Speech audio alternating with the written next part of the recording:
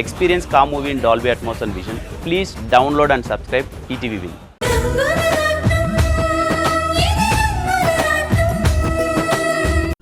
నాకు తెలిసిన దగ్గర నుంచి మా తాతయ్యకి సహాయం చేయడమే తప్ప ద్రోహం చేయడం రాదు అని నాకు అర్థమైంది. ఎప్పుడో విడిపోయిన స్నేహితుణ్ణి కూడా ఇన్ని సంవత్సరాలు గుర్తుపెట్టుకుని తన వాళ్ళ కోసం వెతికే ఒక మంచి మనసున్న మా తాతయ్య తప్పు చేస్తారని నేను కలలో కూడా అనుకోను. కానీ మీ మీద ఇలా కబ్జా కోరు అని నిందపడటం నేను తట్టుకోలేకపోతున్నాను తాతయ్య.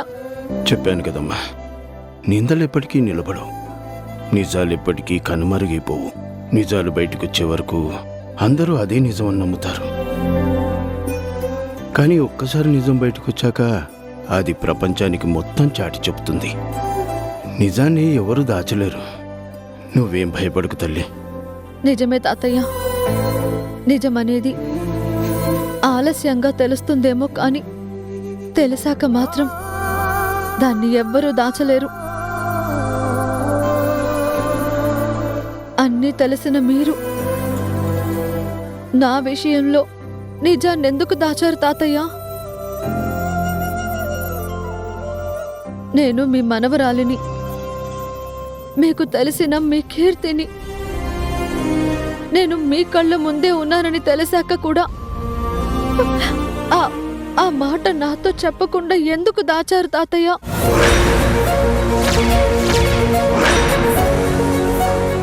అదేంటమ్మా అలా మాట్లాడుతున్నావు?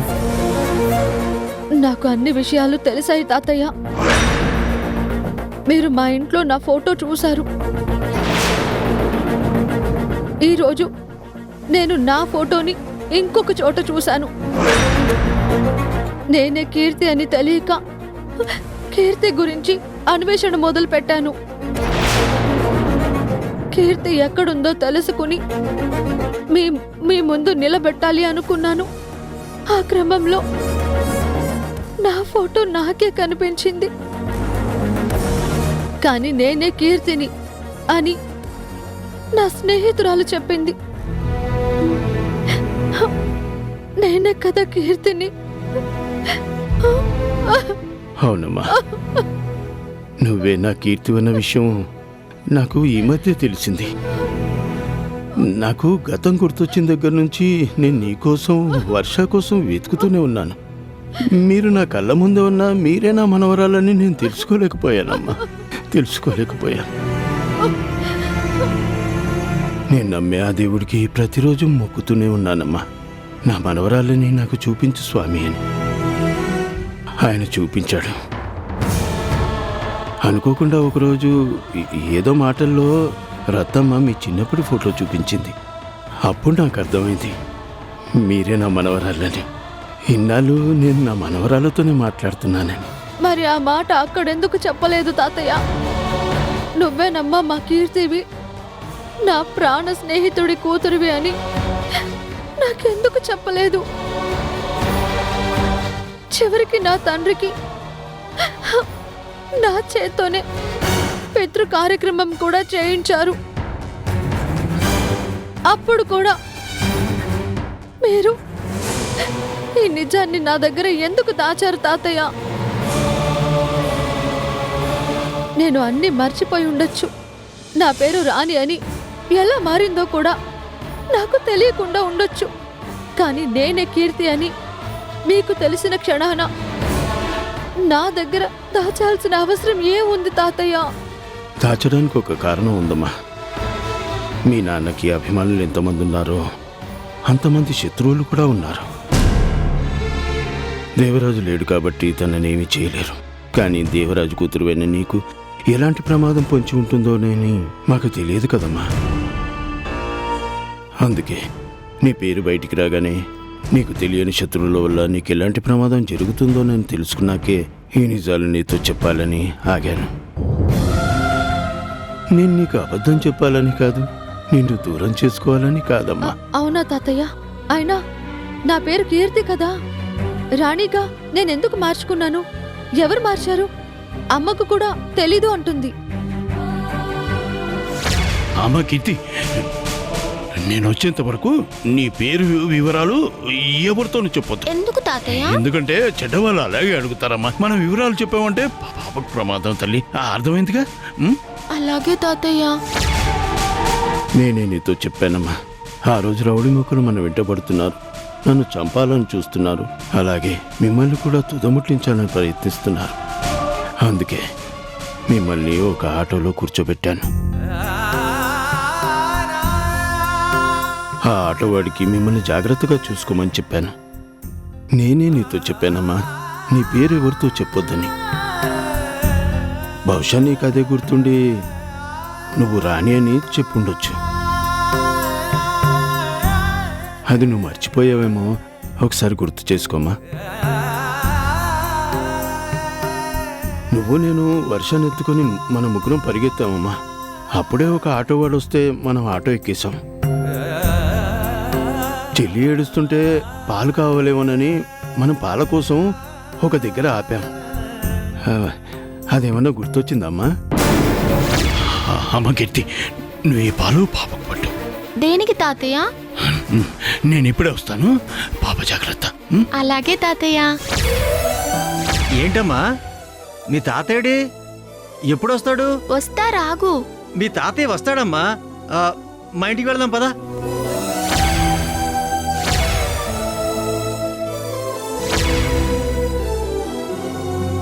అవును తాతయ్య.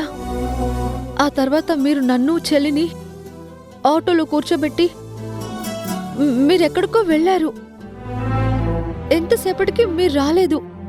అప్పుడే ఆటోవాడు మీ తాతయ్య మా ఇంటి దగ్గరికి వస్తారులే అని నన్ను ఆయన ఇంటికి తీసుకుని వెళ్ళారు. ఆ రోజు రాత్రి అమ్మ అతనితో గొడవ పడ్డారు. కొన్ని రోజుల తర్వాత అమ్మ చేతిలో అతను చనిపోయాడు. తర్వాత తమ్ముడు గోపిని కూడా ఆ అమ్మ నాకే అప్పగించింది. వాళ్ళ బాధ్యతలు చూసుకుంటున్న క్రమంలో నేనంతా మర్చిపోయాను తాతయ్య. ఇప్పుడు మీరు చెప్తుంటే నాకంతా గుర్తొస్తుంది. చూడమ్మా, నేను ఆ రోజు చెప్పిన మాట వల్ల నువ్వు రాణిగా నీ పేరు మార్చుకున్నావు. నీ కష్టాల్లో నువ్వు నీ గతాన్ని మర్చిపోయావు. నాకు రాణిగానే పరిచయం అయ్యావు. కీర్తి అని ఇన్నేళ్ల తర్వాత నాకు తెలిసింది. ఇప్పుడు నీకు తెలిసింది. అంటే నా చెల్లెలు వర్ష ఆ అమ్మాయి శంకర్ ప్రసాద్ గారి మనవరాలు కదా తాతయ్య? నా మనవరాలు కూడా నా కూతురికి కూతురు, శంకర్కి కొడుకుకు కూతురు, మా ఇద్దరికి మనవరాలు. కానీ నన్ను మొదటిసారి తాతయ్య అని పిలిచింది నువ్వేనమ్మా. నువ్వు నా స్నేహితుడు కూతురివి. మీరిద్దరూ నాకు రెండు కళ్ళ లాంటి వాళ్ళు. చూసారా తాతయ్య, జీవితం ఎంత వింత నాటకమాడిందో. అభిమానించే మీరు మా ఎదురుగానే ఉన్నా మేమే మీ వాళ్ళమని మీకు తెలియదు. మీరే మా తాతయ్య అని మాకు తెలీదు. నా చెల్లిని నేను ప్రాణంగా పెంచుకున్నాను. కానీ ఈరోజు వర్ష మన దగ్గర లేదు. ఎక్కడుందో కూడా తెలియటం లేదు.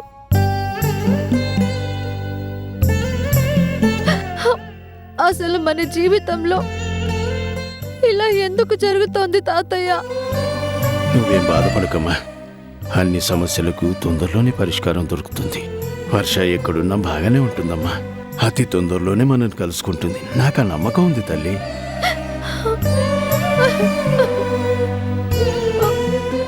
అమ్మా రాణి,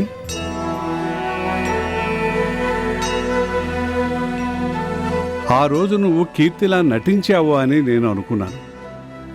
తర్వాత సూర్యం గారు నాకు చెప్పారు, రాణి కీర్తిలా నటించలేదు, రాణియే కీర్తి అని. నేను అప్పుడే చెప్పేద్దాం అనుకున్నానమ్మా. కానీ సూర్యం గారే నిజం చెప్పనివ్వలేదు. ఇప్పుడు మీరు రన్ చేస్తున్న ఫ్యాక్టరీ కూడా మీ నాన్నగారి ఆస్తితో కొన్నదేనమ్మా. ఏది ఎవరికి ఎప్పుడు ఎలా చెందాలో అలాగే చెందుతుంది. నా తండ్రి గురించి పోలీసులు ఒకలా చెప్తున్నారు. తను పెద్ద రౌడీ షీటర్ అని, ఎన్నో నేరాలు చేశాడని అంటున్నారు. కానీ అందరూ మాత్రం నా తండ్రిని మీరు మార్చారని, అతనొక మంచి మనిషిగా మారాడు అని, తర్వాత ఎంతో మందికి సహాయం చేశారు అని.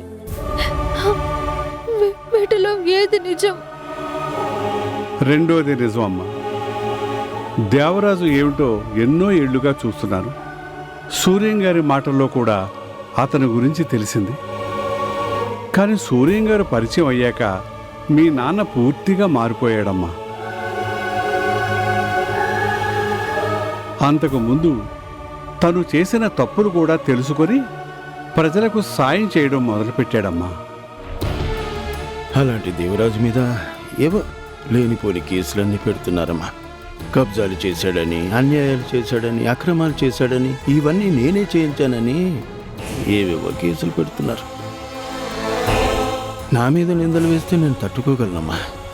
కానీ మట్టిలో కలిసిపోయిన మనిషి మీద వీళ్ళు ఇలాంటి నిందలు వేస్తుంటే అది చూసి నేను తట్టుకోలేకపోతున్నానమ్మా. తాతయ్య, నాన్నని మనిషిగా మార్చిన దేవుడు మీరు.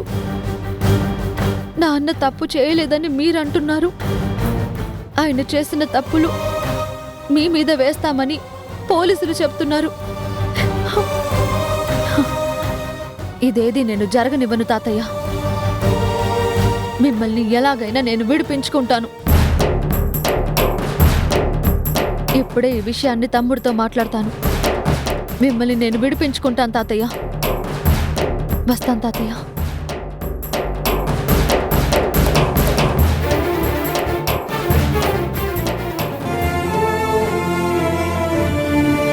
చూశారా సార్, రాణికి తనే కీర్తి అని తెలియగానే ఎంత ధైర్యం వచ్చిందో. తప్పకుండా తను మిమ్మల్ని విడిపిస్తుంది. ఆ నమ్మకం నాకు వచ్చింది.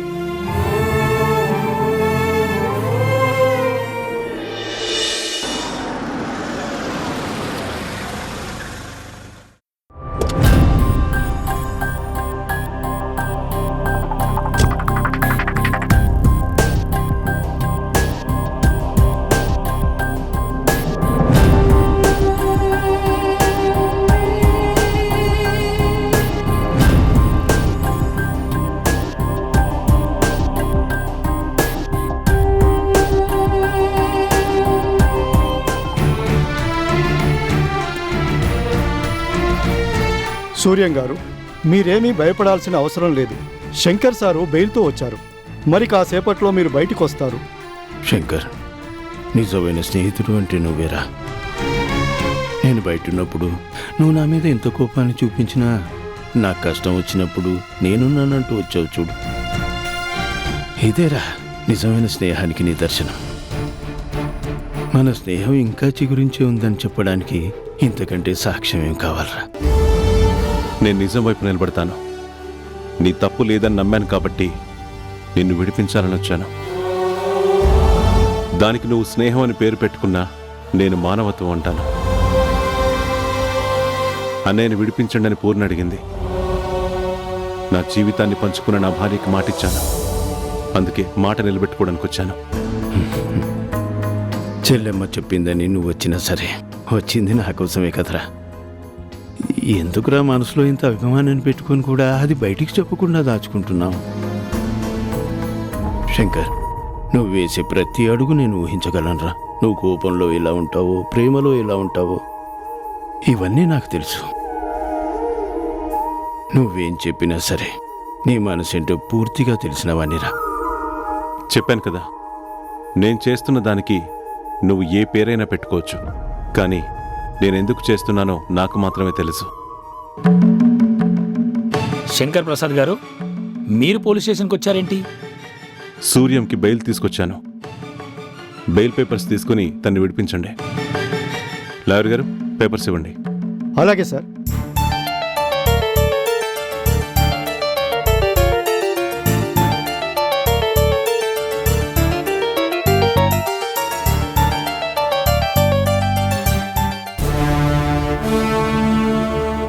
సార్ బెయిల్ పేపర్స్ అన్నీ కరెక్ట్గానే ఉన్నాయి సార్. సూర్యం గారిని విడిపించాలి. స్టేషన్ నీదే కావచ్చు. నువ్వు పేపర్స్ చూసి చెప్తున్నావు, నేను కేసు చూసి మాట్లాడుతున్నాను. ఈ కేసులో సూర్యంకి బెయిల్ రావచ్చు, కానీ సూర్యం మీద ఒకే కేసు లేదు, చాలా కేసులున్నాయి. ఒకదానికి బెయిల్ వస్తే పీటీ వారెంట్లో ఇంకో దాని మీద లోపలుంచాల్సి వస్తుంది. అధికారం మీ చేతిలో ఉంది కదా అని ఎలాంటి అరాచకాలు చేసినా చెల్లుతాయనుకోకండి. పలుకుబడి మాకు ఉంది, బయటికి ఎలా తీసుకురావాలో నాకు తెలుసు. చూడండి సార్, ఈ సిటీలోనే మీరు పెద్ద బిజినెస్ మ్యాగ్నెట్. మీరు అంతవరకు ఉంటే మీకే మంచిది. పోలీస్ వ్యవహారాల్లో తలదూర్చడం అంత మంచిది కాదు. ఏంటి స్మూత్గా వార్నింగ్ ఇస్తున్నావా? నువ్వు వార్నింగ్ ఇవ్వగానే భయపడిపోవడానికి నేను ఈ స్టేషన్ ముందు నిలబడే సెంట్రీని కాదు, శంకర్ ప్రసాద్ని. నువ్వు సూర్యం మీద పెట్టింది ఫేక్ ఎలిగేషన్ అని నాకు తెలుసు. అయినా సరే నేను చట్టాన్ని గౌరవించాను. అందుకే లాని ఉపయోగించి సూర్యానికి బెయిల్ తీసుకొచ్చాను. ఆ పేపర్స్ తీసుకుని వదిలితే నీకే మంచిది. చూడండి సార్, మీరెంత గొప్పవారైనా కావచ్చు, మీకు ఎంత పలుకుబడైనా ఉండొచ్చు, వ్యాపారవేత్తగా మీకు చాలామంది తెలిసి ఉండొచ్చు, కానీ ఇది చట్టం ఎవరికీ చుట్టం కాదు. దేవరాజ్ చేసిన తప్పుడు పనులకి కారణం ఈ సూర్యం. ఆ కేసులన్నీ ఇప్పుడు ఓపెన్ చేశాం. వరుసగా కేసుల మీద ఎంక్వైరీ జరుగుతుంది. బహుశా లైఫ్ అంతా జైల్లోనే ఉండవలసి వస్తుంది. అనవసరంగా విషయాలు మీరు తలదూర్చి ఇబ్బందులు పడకండి. నువ్వు ఎంత తెలివిగా చెప్పినా తెలుసుకోలేనంత తెలివి తక్కువని కాను. చట్టం తన పని తాను చేయాలని చెప్పు, అందుకు నేను ఒప్పుకుంటాను. చట్టం ఎవరికి చుట్టం కాదని చాలా గొప్పగా చెప్పావు, దానికి నేను అంగీకరిస్తాను. కానీ చెయ్యని తప్పుకి ఇరికిస్తే నీ చట్టం కూడా నేను క్షమించకుండా చేస్తాను, అది తెలుసుకో. ఒంటి మీద యూనిఫామ్ ఉంది, చేతిలో పవర్ ఉందని ఏదైనా చేయగలనుకోవడం మీ భ్రమ మాత్రమే. నీ కింది అధికారులు నీకు భయపడొచ్చు, కానీ నీ పై అధికారులు ఉన్నారు, నేను వాళ్లతో మాట్లాడతాను. నువ్వు అక్కడ సమాధానం చెప్పుకోవలసి ఉంటుంది. ఏంటి బెదిరిస్తున్నారు? ఒక నేరస్తుని వెనకేసుకొస్తూ ఇలా మాట్లాడడం నేరం అవుతుంది తెలుసా? నేరం రుజువు అవ్వకుండా నేరస్తుడు అనడం కూడా నేరమే అవుతుంది, నీకు తెలుసా? సెక్షన్ 211 అనేది రాజ్యాంగంలో ఎందుకుంది? పోలీసులు తప్పుడు కేసులు పెడితే వాళ్ళ మీద ఎంక్వైరీ చేయడానికి కదా. మా లాయర్ గారికి బెయిల్ ఇవ్వడమే కాదు, ఆ కేసులు పెట్టడం కూడా తెలుసు. అందుకు నువ్వు ప్రిపేర్డ్గా ఉంటానంటే చెప్పు, తర్వాత ఏం చేయాలో నేను చూసుకుంటాను. స్టేషన్కి వచ్చి పోలీసుల్ని బెదిరించారని ఇప్పుడే కేసు బుక్ చేస్తాను. అప్పుడు మీ పరిస్థితి ఏంటో ఆలోచించండి. అంత పేరున్న సూర్యాన్ని లోపల వేసిన వాణ్ణి మిమ్మల్ని పక్క సెల్లో పెట్టడం పెద్ద కష్టం కాదనుకుంటాను. అవునా? నేను వస్తూ కమిషనర్ గారితో మాట్లాడే వచ్చాను. ఎందుకైనా మంచిదని డీజీపీ గారికి కూడా ఒక మెసేజ్ పెట్టాను. ఈరోజు మధ్యాహ్నం హోమ్ మినిస్టర్ అపాయింట్మెంట్ కూడా తీసుకున్నాను. ఇప్పుడు నువ్వు మాట్లాడింది మొత్తం నేను వాళ్ళ దగ్గర చెప్పాననుకో, అప్పుడు నీ పరిస్థితి ఏంటో నువ్వే ఆలోచించు.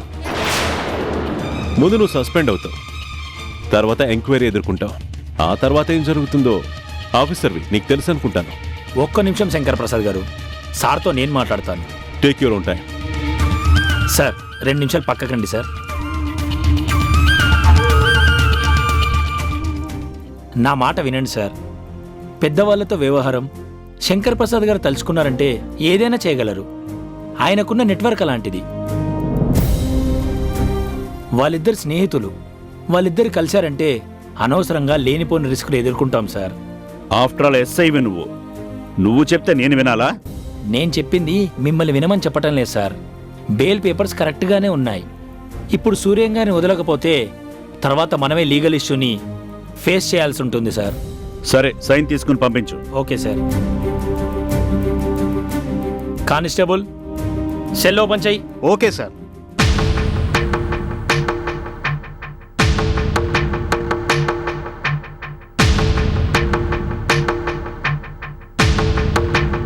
సార్ సైన్ చేయాలి, రండి.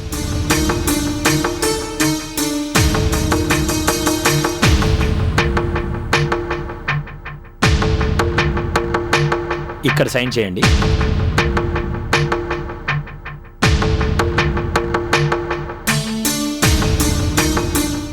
ఇక మీరు వెళ్ళొచ్చు సార్. సార్, నేను మీ ఇంటికి వచ్చి కలుస్తాను, మీరు వెళ్ళండి. కుదరా.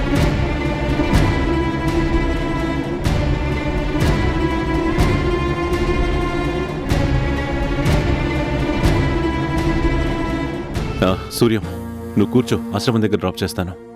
రే కీసివు, నేను నడిపిస్తా. అయ్యో పర్లేదులేరా, నేను డ్రైవ్ చేస్తాను, నువ్వు కూర్చో. శంకర్, మన జీవితాలు మొదలైనప్పుడు నేను లారీ నడిపేవాడిని, నువ్వు నాకు సాయంగా వచ్చేవాడివి. నేను డ్రైవ్ చేస్తున్నప్పుడు నువ్వు నా పక్కనే కూర్చొని నువ్వు నాతో మాట్లాడిన రోజులు నాకు ఇంకా గుర్తున్నాయిరా. ఆ మర్చిపోలేని మధుర జ్ఞాపకాలను నేను తలుచుకుంటూనే బ్రతుకుతున్నానురా. తర్వాత వయసుతో పాటు ఆస్తులు అంతస్తులు పెరిగాయి, దాంతోపాటు ఆంతర్యాలు పెరిగాయి. ఎదురెదురుగా ఉన్నా పలకరించుకోలేని పరిస్థితిలోకి వచ్చేసాం. మనసులో ఎంత ప్రేమ ఉన్నా అది బయటికి వ్యక్తపరచుకోలేని రోజులు కూడా వచ్చాయి. రే, ఆ గతాన్ని తలుచుకొని ఇప్పుడు బాధపడడం ఎందుకురా? అయిందేదో అయిపోయింది, ఇంకా అవన్నీ మర్చిపో. రే, మరచిపోలేని మధుర జ్ఞాపకమేరా స్నేహం అంటే. దానికి పుట్టుకే ఉంటుంది తప్ప మరణం ఉండదు. మరణం స్నేహాన్ని విడదీశాను అనుకుంటుంది, కానీ స్నేహానికి చావనేది ఉండదురా. దానికి మొదలు మాత్రమే ఉంటుంది తప్ప అంతం అనేది ఉండదు. సరే, ఆ కీసిటు.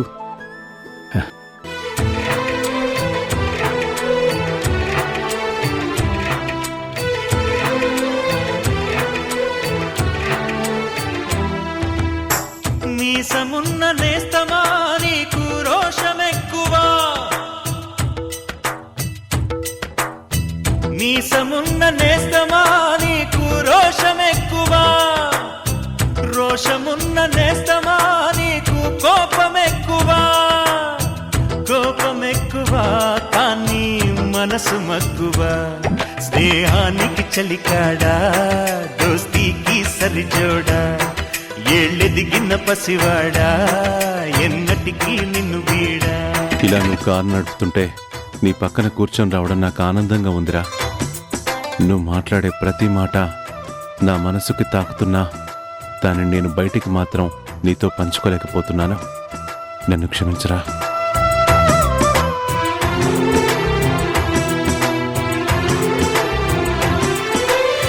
నేను సూర్యంని ఎలా చూసినా నువ్వు మాత్రం నీ సొంత అన్నయ్యలా చూస్తున్నావు.